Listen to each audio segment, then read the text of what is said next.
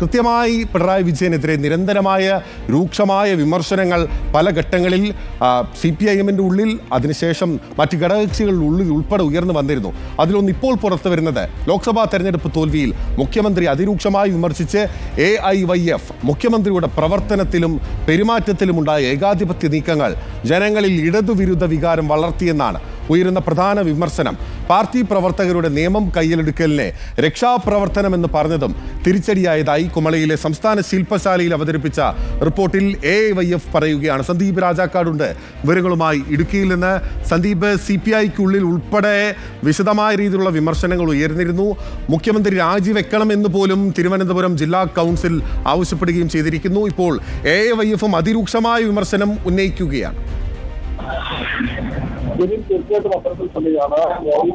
സംസ്ഥാന ശാഖയാണ്, പ്രിൻസിപ്പൽ സംഘമാണ് മുഖ്യമന്ത്രിക്കെതിരെ ഉന്നയിച്ചിട്ടുണ്ട് എന്നുള്ളതാണ്. ഭരണവിരുദ്ധ വികാരമടക്കമുള്ള കാര്യങ്ങൾ ചൂണ്ടിക്കാണിച്ചുകൊണ്ടാണ് മുഖ്യമന്ത്രിക്കെതിരെയുള്ള വിമർശനം രൂക്ഷമായി ഉന്നയിച്ചുകൊണ്ട് AIYF രംഗത്തെത്തിയിരിക്കുന്നത്.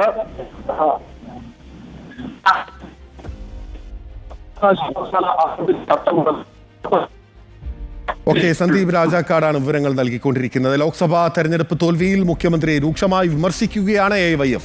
മുഖ്യമന്ത്രിയുടെ പ്രവർത്തനത്തിലും പെരുമാറ്റത്തിലും ഉണ്ടായ ഏകാധിപത്യ നീക്കങ്ങളിൽ ജനങ്ങളിൽ ഇടതുവികാരം വളർത്തിയെന്നാണ് AIYF-ന്റെ രൂക്ഷമായ വിമർശനത്തിൽ പറയുന്നത്.